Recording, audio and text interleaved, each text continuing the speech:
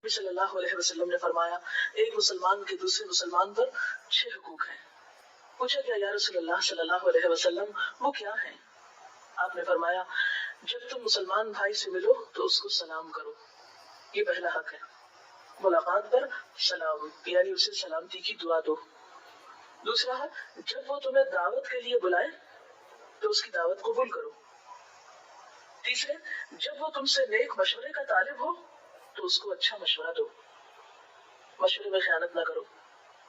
جب اس کو چھینک آئے اور وہ الحمدللہ کہے تو اس کے جواب میں یرحمک اللہ کہو۔